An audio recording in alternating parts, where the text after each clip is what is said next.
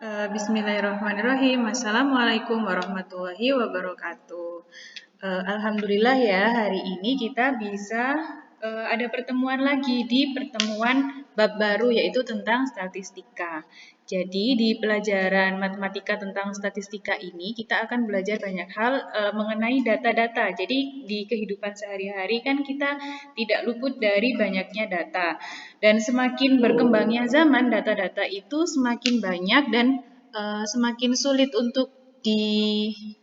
untuk dianalisis kalau kita tidak memiliki ilmu khusus. Nah, ilmu yang digunakan untuk menganalisis data itu adalah ilmu statistika. Jadi, contohnya data itu seperti ini. Kalau di sini Ibu tunjukkan ada sebuah diagram yang menunjukkan isi dari flash disk. Jadi flash disk itu kan punya kapasitas ya. Flash disk ini milik kereta. Nah, dari flash disk ini punya kapasitas 4 GB atau sekitar 4000 MB. Nah, flash disk ini diisi dengan file musik, foto, data buku ajar matematika dan data lainnya. Dan masing-masing data itu sudah ditunjukkan dalam diagram ini. Jadi data buku ajarnya 40%, kemudian fotonya 20%, musiknya 20%, kemudian lainnya 10% dan ada sisanya yaitu disebut dengan data yang kosong ya. Yang kosong itu ada 10%. Nah, kemudian yang ditanyakan adalah jika Reta ingin menambahkan file data buku ajar baru yang berkapasitas 750 MB, apakah kapasitas flash disk milik Reta masih mencukupi? Jelaskan. Nah, untuk mengetahui hal ini kan pastinya kita harus tahu ya, ini kan yang kosong itu masih dalam persentase atau 10% gitu. Nah, kita harus tahu dulu 10% dari 4 GB itu berapa gitu. Jadi kan 10/100 dikali 4000 MB, kan ini karena pakai satuannya MB ya. Jadi 10/100 dikali 4000 MB, hasilnya adalah 400 MB. Nah, jadi yang A itu bisa kita jawab, apakah kapasitas flash disk milik kereta masih mencukupi? Jawabannya adalah tidak. Kenapa? Karena yang kosong hanya 400 MB, sedangkan kapasitas file dari buku yang akan ditambahkan oleh Reta adalah 750 MB. Nah, kemudian lanjut ke yang nomor 2, yang B. Jika Reta tidak ingin menghapus file foto, file data buku ajar, dan file data lainnya di flash disknya, berapa persen dari keseluruhan file musik yang harus dihapus agar data buku ajar baru dapat ditambahkan ke dalam flash disk? Nah, sebelumnya kita tahu kan sisanya hanya 400 MB. Yang mau dimasukkan kan 750, berarti yang harus kita hapus adalah berapa MB? 750 dikurangi 400, yaitu 350 MB. Jadi kita harus menghapus file musik sebesar 350 MB. Nah, yang ditanyakan adalah berapa persen dari keseluruhan file musik? File musik itu kan 20%. 20% dari 4 GB. 20 dari 4 GB, 20% dari 4 GB adalah 800 MB. Nah, jadi kita tinggal mencari persentase. Kan kita tadi butuhnya 350 MB. Jadi kita tinggal cari persentase. 350 MB itu berapa persen dari 800 MB? Jadi 350/800 dikali 100%. Itu adalah hasilnya. Jadi seperti itu. Itu adalah contoh dari menganalisis data. Kita bisa melihat data-data itu, kemudian kita menentukan kesimpulan dari data itu seperti apa. Jadi data-data itu kadang disajikan dalam bentuk tabel, dalam bentuk diagram. Kemudian ada juga data yang tersebar seperti nilai-nilai ulangan di kelas gitu misalnya. Itu kan biasanya ditunjukkannya satu persatu. Jadi tidak dikelompokkan nilai 7 sampai 8 itu sekian orang. Kemudian 9 sampai 10 sekian orang, tidak seperti itu, tapi disebutkan satu persatu. Jadi penyajian data itu macam-macam dan itu sudah kita pelajari sebelumnya ya di kelas sebelumnya. Jadi sekarang yang akan Ibu bahas adalah tentang menganalisis data dan juga tentang ukuran dari data. Nah, apa aja ukuran data itu? Jadi data itu ada ukurannya, ada ukuran pemusatan, ada ukuran penyebaran dan ukuran letak. Ukuran pemusatan itu adalah contohnya modus, median, dan min. Apa sih ukuran pemusatan itu? Jadi kalau kita punya banyak data yang banyak sekali gitu ya. Kemudian kita mau satu saja data yang bisa mewakili. Jadi misalkan ada sebuah sekolah yang mengikuti ujian nasional. Nah, kemudian kan kalau ditanya oleh orang awam, tidak mungkin kita menyebutkan nilai anaknya satu persatu ya. Nah, oleh karena itu kita harus punya satu nilai, satu saja nilai yang bisa mewakili data dari yang bisa mewakili nilai dari semua anak yang ada di sekolah itu. Nah, itu kita bisa pakai ukuran pemusatan yaitu min. Min itu artinya rata-rata. Jadi kalau kita misal ditanya di sekolah SMP As-Salam itu rata-rata pasti kan yang ditanyakan yang ditanyakan rata-rata, nggak mungkin nilainya anak satu persatu kan. Kenapa rata-rata? Karena rata-rata itu adalah satu nilai yang dianggap bisa mewakili dari semua data yang ada dari semua nilai yang ada di SMPIT As-Salam. Itu yang disebut dengan ukuran pemusatan. Nah, selain rata-rata juga ada modus dan median. Ini sebenarnya harusnya kalian sudah tahu ya, modus itu adalah apa? Data yang paling sering muncul. Jadi ada beberapa data, kemudian data yang dia itu berulang-ulang terus dan yang paling banyak berulangnya itu akan yang disebut dengan modus. Kemudian kalau median adalah jika data itu diurutkan, kemudian nilai yang ada di tengah-tengah itu adalah median. Jadi median itu ada beberapa buku yang bisa mengkategorikan dia sebagai ukuran pemusatan, ada beberapa buku yang mengkategorikan dia sebagai ukuran letak. Jadi ukuran pemusatan gitu dulu ya. Jadi ukuran pemusatan adalah ukuran yang bisa digunakan sebagai acuan untuk mengelompokkan satu nilai yang bisa mewakili semua data. Itu yang mewakili kalau pemusatan. Jadi ada banyak data dipusatkan di satu data saja. Kemudian kalau ukuran penyebaran itu adalah untuk melihat seberapa menyebar suatu data itu. Jadi, misal kita punya banyak data, contohnya masih nilai lagi ya, nilai itu kemudian ukuran penyebaran itu biasanya digunakan rentangnya berapa sih, jadi yang paling kecil sampai yang paling besar dari data-data di sekolah itu berapa gitu. Jadi, ukuran penyebaran itu bisa digunakan untuk melihat seberapa lebar data. Maksudnya gini ya, seberapa lebar itu maksudnya seberapa menyimpang. Jadi gini, misalkan ada nilai dari anak-anak di kelas gitu. Kemudian ukuran penyebaran itu kan kadang di kelas itu ada anak yang nilainya rendah sekali, sangat rendah, sampai jauh dari nilai anak-anak yang ada di kebanyakan anak di kelas. Jadi kebanyakan anak-anak itu dapatnya 70, 80, tapi ada satu anak yang dapat 60, ada satu anak yang dapat 40 atau 30, itu kan terlalu jauh dari anak-anak. Tapi ada juga kadang anak yang punya nilai itu yang sangat tinggi, sangat jauh dari teman-temannya satu kelas. Misal dari kelas itu tadi ya, kan rata-ratanya kebanyakan anak-anak nilainya 70 sampai 80-an gitu.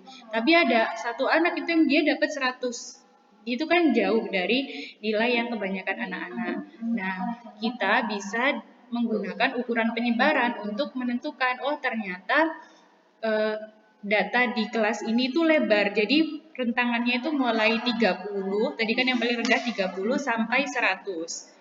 Gitu. Jadi ternyata lebar, nggak terpusat di satu nilai 70 80 saja, tapi ternyata ada kok nilai yang jauh lebih rendah atau jauh lebih tinggi dari nilai-nilai yang kebanyakan. Itu bisa kita gunakan ukuran penyebaran. Jadi kalau ukuran penyebaran itu untuk melihat seberapa lebar data itu, gitu ya.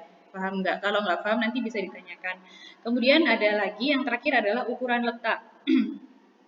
Di buku kalian nggak ada ukuran letak ini, adanya kuartil, tapi kuartil itu dia dikategorikan sebagai ukuran pemusatan. Karena kuartil itu, jadi ukuran letak itu adalah sama ukuran letak itu adalah cara kita untuk membagi data-data itu menjadi beberapa bagian. Jadi ada beberapa data gitu ya. Kemudian diurutkan dulu dari yang mulai yang paling kecil sampai yang paling besar. Nah, setelah itu kalau kuartil itu berarti datanya dibagi menjadi 4 bagian. Kalau desil itu datanya dibagi menjadi 10 bagian. Kalau persentil itu datanya dibagi menjadi 100 bagian.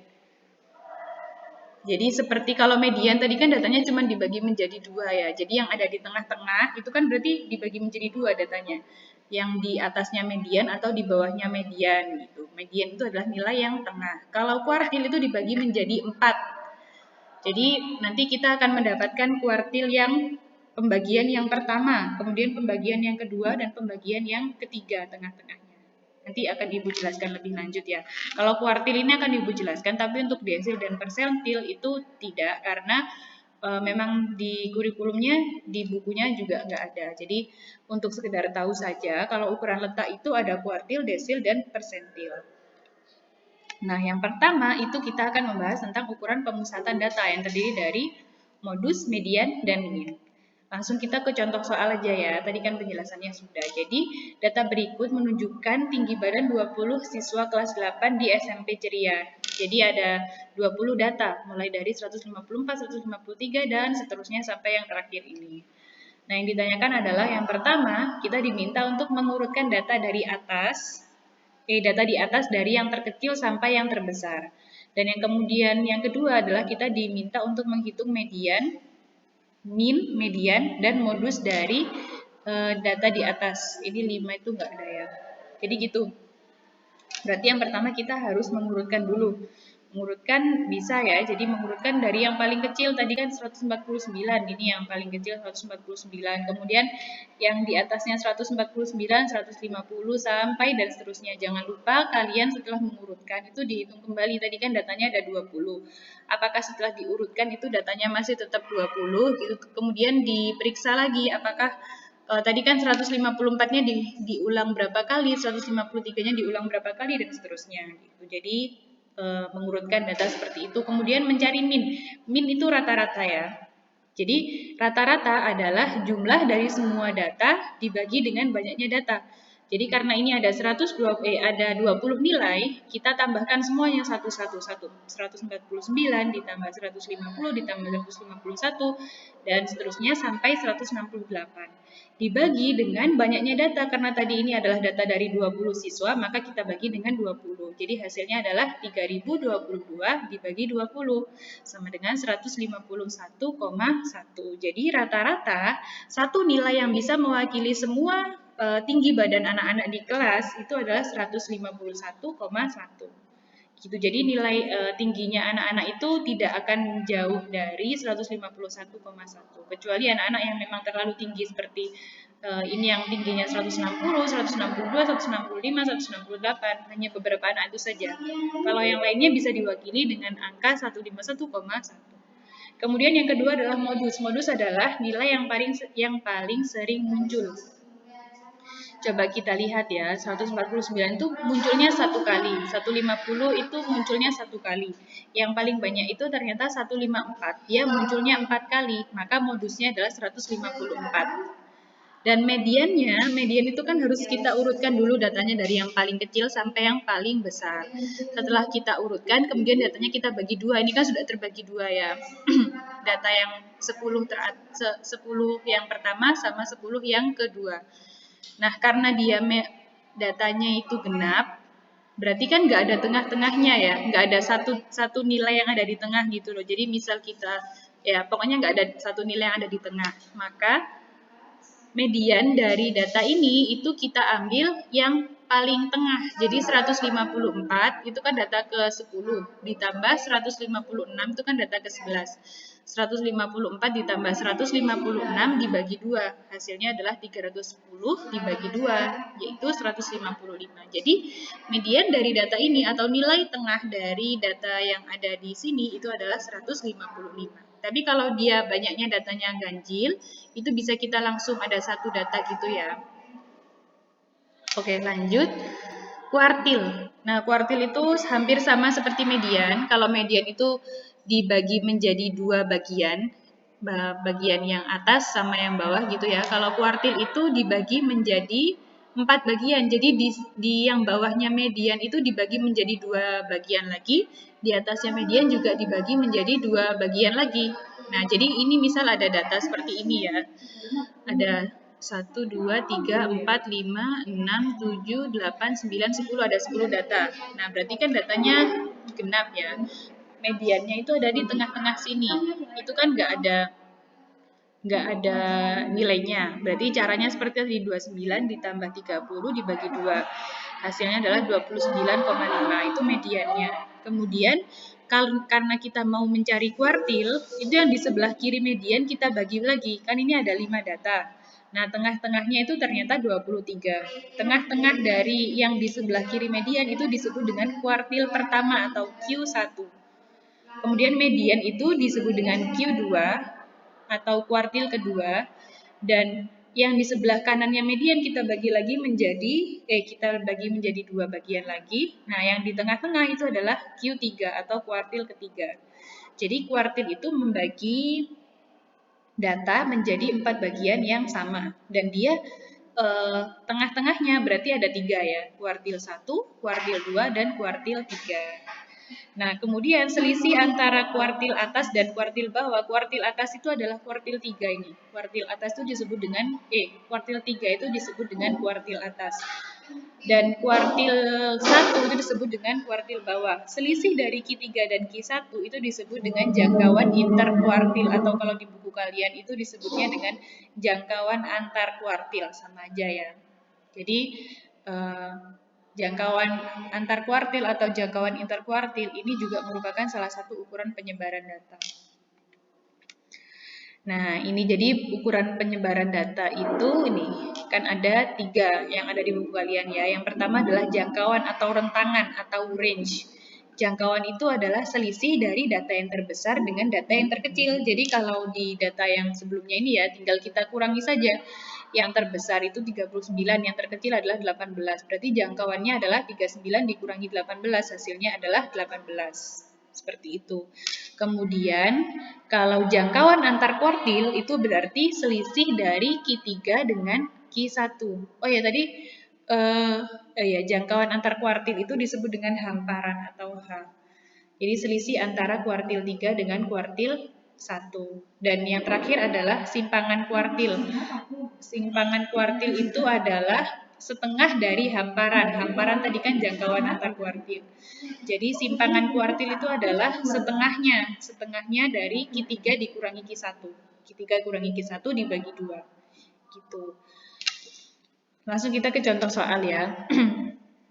Ini salah satu contoh bentuk penulisan data itu seperti ini. Jadi ini adalah plot berikut menunjukkan kecepatan 12 mobil balap. Tentukan jangkauan interkuartil. Jangkauan interkuartil tadi apa? Q3 dikurangi Q1 kan ya. Nah, jadi ini tuh maksudnya datanya itu yang kecepatannya 220 itu ada 1 mobil.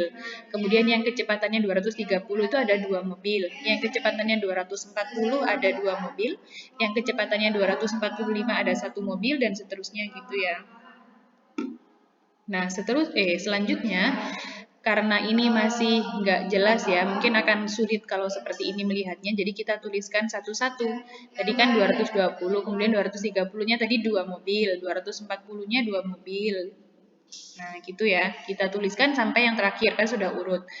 Kemudian kita ditanya jangkauan interkuartil atau Q3 dikurangi Q1. Jadi kita cari mediannya dulu. Median ini ada berapa data? 1, 2, 3, 4, 5, 6, 7, 8, 9, 10, 11, 12. Ada 12 data, berarti mediannya ada di sini antara data ke-5 dan antara data ke-6 dan ke-7.